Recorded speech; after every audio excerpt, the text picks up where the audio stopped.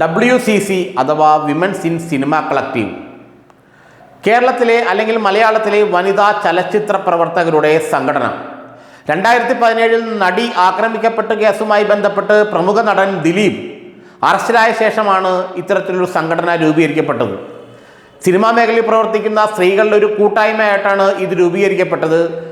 പ്രമുഖ സിനിമാ താരങ്ങളും സംവിധായകരും അടക്കമുള്ള വനിതകളാണ് ഈ സിനിമാ കളക്റ്റീവ് രൂപീകരിക്കാൻ മുൻകൈയെടുത്തത്, മുന്നിൽ നിന്നത്. എന്നാൽ ഇപ്പോൾ ഇതിൽ ഒരു ചെറിയ പടലപ്പിണക്കങ്ങളും പ്രശ്നങ്ങളും ഉണ്ടായിരിക്കുകയാണ്. രൂപീകരിച്ച കാലം മുതൽ തന്നെ WCCയിൽ പഠനപ്പിണക്കങ്ങളും പ്രത്യാരോപണങ്ങളും ഒക്കെ ഉണ്ടായിരുന്നു. എന്നാൽ ഹേമ കമ്മിറ്റി റിപ്പോർട്ടുമായി ബന്ധപ്പെട്ടാണ് ഇപ്പോൾ WCCയിൽ ചില പ്രശ്നങ്ങൾ ഉടലെടുത്തിരിക്കുന്നത്. പാർവതി തെരുവോത്ത് എന്ന പ്രമുഖ നടി മുഖ്യമന്ത്രിയോട് ചോദിച്ചു, കഴിഞ്ഞ 5.5 വർഷമായി ഹേമ കമ്മിറ്റി റിപ്പോർട്ട് വന്നിട്ട് എന്ത് നടപടിയാണ് നിങ്ങൾ ഇക്കാര്യത്തിൽ കൈക്കൊണ്ടത്? ഇതോടെ CPM സഹയാത്രികരായ സംവിധായക വിധു വിൻസെൻറ്റും നടി മാല പാർവതിയും പാർവതി തെരുവോത്തിനെതിരെ രംഗത്ത് വന്നു. ഇവർ രണ്ടുപേരും WCCയുടെ, പ്രത്യേകിച്ച് വിധു വിൻസെൻ്റ് WCCയുടെ സ്ഥാപക നേതാക്കളിൽ ഒരാളാണ്. മാലാ പാർവതി അതിൻ്റെ ഒരു ഭാഗമായിരുന്നു എന്നാണ് പറഞ്ഞേക്കുന്നതെങ്കിൽ അവർ ആ സമയത്ത് മുഖ്യധാരയിലേക്ക് വന്നിട്ടുണ്ടായിരുന്നില്ല. ഏതായാലും മുഖ്യമന്ത്രിയോട് പാർവതി തെരുവോത്ത് ചോദിച്ചു, 5.5 വർഷം കഴിഞ്ഞിട്ടും ഹേമ കമ്മിറ്റിയുമായി ബന്ധപ്പെട്ടുള്ള റിപ്പോർട്ടിന്മേൽ എന്ത് നടപടിയാണ് സർക്കാർ കൈക്കൊണ്ടത്? ഇത് CPM സഹയാത്രികരായ ഇവർക്ക് സഹിച്ചില്ല. ഒരു നടിയാണെന്ന് കരുതി, താരമാണെന്ന് കരുതി എന്തും വിളിച്ചു പറയാമെന്ന് കരുതരുത് എന്ന് പറഞ്ഞുകൊണ്ടാണ് വിധു വിൻസെൻ്റ് ഇക്കാര്യത്തിൽ ഇടപെട്ടതും മുഖ്യമന്ത്രിയെ ന്യായീകരിച്ചത്. അതിനുശേഷമാണ് മാലാ പാർവതി രംഗത്ത് വന്നത്. പിന്നെ നമ്മുടെ സാംസ്കാരിക മന്ത്രി സജി ചെറിയാനും ഈ നടിക്കെതിരെ, പാർവതി തെരുവോത്തിനെതിരെ രംഗത്ത് വന്നിരുന്നു. ഇതിനിടയ്ക്ക് എന്താണ് ഹേമ കമ്മിറ്റി റിപ്പോർട്ട് എന്നോട് നമ്മൾ ആലോചിക്കണം. ഇത് ഹേമ കമ്മീഷനല്ല, ഹേമ കമ്മിറ്റിയാണ്.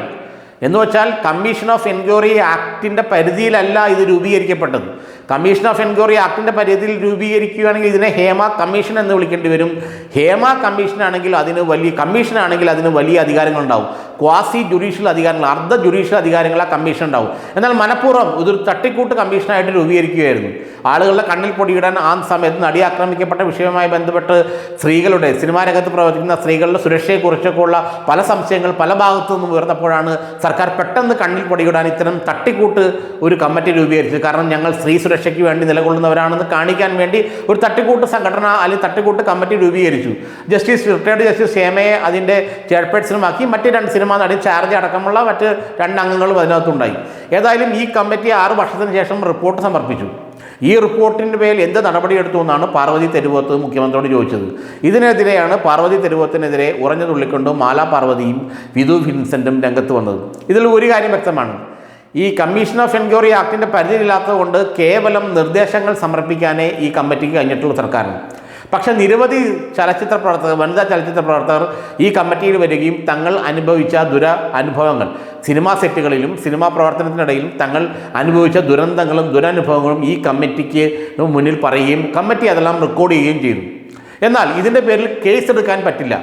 കാരണം ഇതിനുവേണ്ടി കേസിൽ അന്വേഷിക്കാൻ വേണ്ടി ഒരു SIT, സ്പെഷ്യൽ ഇൻവെസ്റ്റിഗേഷൻ ടീം, ഒരു വനിതാ IPS ഓഫീസറുടെ നേതൃത്വത്തിൽ രൂപീകരിച്ചെങ്കിലും ഇക്കാര്യത്തിൽ ആരും കേസുമായി മുന്നോട്ട് പോകാൻ തയ്യാറായില്ല. അവിടെയാണ് ഈ പ്രശ്നം പറ്റിയത്. കേസുമായി ആരും ഞങ്ങളുടെ പറഞ്ഞതിനെ കേസായിട്ട്, പരാതിയായിട്ട് കൊണ്ടുപോകാൻ താല്പര്യമില്ല എന്നാണ് ആ പരാതിപ്പെട്ട അല്ലെങ്കിൽ ഈ കാര്യങ്ങൾ തുറന്നു പറഞ്ഞ തങ്ങളുടെ ദുരനുഭവങ്ങൾ വിവരിച്ച വനിതാ ചലച്ചിത്ര പ്രവർത്തകരെല്ലാം ചെയ്തത്. അതുകൊണ്ട് തന്നെ സർക്കാരിന് കേസെടുക്കാൻ യാതൊരു മാർഗവുമില്ല. ഹൈക്കോടതിക്ക് മുന്നിൽ സർക്കാർ പറഞ്ഞു കേസെടുക്കാൻ മാർഗവുമില്ല, കാരണം ആരും കേസ് കൊടുക്കുന്നില്ല, ഇത് വെറുതെ ഓറലായിട്ട് ഇങ്ങനെ പറഞ്ഞു പോവുകയാണ്, കേസിന് താല്പര്യമില്ല എന്ന് ഈ പറഞ്ഞവർ തന്നെ പറയുന്നു. ഇതിനെക്കുറിച്ചുള്ള പാർവതി തെരുവത്തിൻ്റെ ചോദ്യമാണ് ഇപ്പോൾ WCCയിൽ വീണ്ടും ഒരു ഭിന്നിപ്പിനും വാദപ്രതിവാദങ്ങളും വഴിവെച്ചത്. WCC ഉണ്ടായപ്പോൾ തന്നെ പലരും പറഞ്ഞിരുന്നു ഇക്കാര്യത്തിൽ ഇതൊന്നും ഒരുമിച്ച് പോകുന്ന കാര്യങ്ങളല്ല. ഇതിൽ തന്നെ പലരും, വിധു വിൻസെൻ്റ് അടക്കം ആദ്യം ഉണ്ടായിരുന്ന ആൾക്കാർ പലരും ഇതിൽ നിന്ന് വിട്ടുപോവുകയൊക്കെ ചെയ്തു. അതവിടെ നിൽക്കട്ടെ. പക്ഷേ അപ്പോഴുമുള്ള പ്രശ്നം എന്താണെന്ന് വെച്ചാൽ, എന്താണ് ഈ ഹേമ കമ്മിറ്റി റിപ്പോർട്ട് സർക്കാരിന് ചെയ്യാനുള്ളതെന്നുള്ള കാര്യത്തിൽ ആർക്കും ഒരു പിടിപാടുമില്ല. ഈ 2017 ഇപ്പോൾ 7 വർഷം കഴിഞ്ഞ് 8ാമത്തെ വർഷത്തിലേക്ക് കടക്കുമ്പോഴും പ്രത്യേകിച്ച് ഒന്നും ചെയ്യാൻ, ഈ ഹേമ കമ്മിറ്റി റിപ്പോർട്ടിൽ പ്രത്യേകിച്ച് ഒന്നും ചെയ്യാൻ സർക്കാരിന് കഴിഞ്ഞിട്ടില്ല. ഇപ്പോൾ ഉടനെ കോൺക്ലേവ് വിളിക്കും, ചർച്ച ചെയ്യാൻ കോൺക്ലേവ് വിളിക്കും എന്നൊക്കെ മന്ത്രി പറയുന്നുണ്ട്. പാർവതി തെരുവോത്ത് പറഞ്ഞതിന് ശേഷം മന്ത്രി ഇടപെട്ട് സിനിമാ കാര്യങ്ങൾ ചർച്ച ചെയ്യാൻ കോൺക്ലേവ് വിളിക്കുമെന്നൊക്കെ പറയുന്നുണ്ടെങ്കിലും ഇതിനെക്കുറിച്ച് കഴിഞ്ഞ 7-8 വർഷമായിട്ടൊന്നും യാതൊരു അനക്കവും ഇല്ല. കോടിക്കണക്കിന് രൂപ ഏതാണ്ട് കമ്മിറ്റിക്ക് വേണ്ടി പ്രവർത്തനത്തിന് വേണ്ടി ചെലവഴിച്ചു എന്നാണ് മനസ്സിലാക്കാൻ നമുക്ക് കഴിയുന്നത്. കൃത്യമായ പൈസ ആ കണക്ക് കിട്ടിയിട്ടില്ല. പക്ഷേ ഏതായാലും ധാരാളം പൈസ ഈ കമ്മിറ്റിയുടെ പ്രവർത്തനത്തിന് ചെലവഴിച്ചിട്ടുണ്ട്. അതുകൊണ്ട് തന്നെ സർക്കാർ ഇക്കാര്യത്തിൽ എന്ത് ചെയ്യുന്നുള്ള പാർവതി തിരുവോത്തിന്റെ ചോദ്യം പ്രസക്തമായി നിൽക്കുമ്പോഴും സർക്കാരിന് ഈ കമ്മിറ്റി റിപ്പോർട്ട് ചെയ്യാൻ ഒന്നുമില്ലെന്നതാണ് വാസ്തവം. കാരണം ആരും പരാതി തന്നിട്ടില്ല. പരാതി തന്നാൽ കേസെടുത്ത് അന്വേഷിക്കേണ്ട കാര്യങ്ങളുണ്ട്. അതിലാരും തയ്യാറാവുന്നില്ല. കാരണം പരാതി കൊടുത്തു കഴിഞ്ഞാൽ പിന്നെ സിനിമാ രംഗത്ത് പ്രവർത്തിക്കുക അസാധ്യമാണ്. അത്തരം വിഷയങ്ങളെല്ലാം ഉള്ളതുകൊണ്ട് ആരും പരാതി കൊടുക്കാൻ തയ്യാറായില്ല.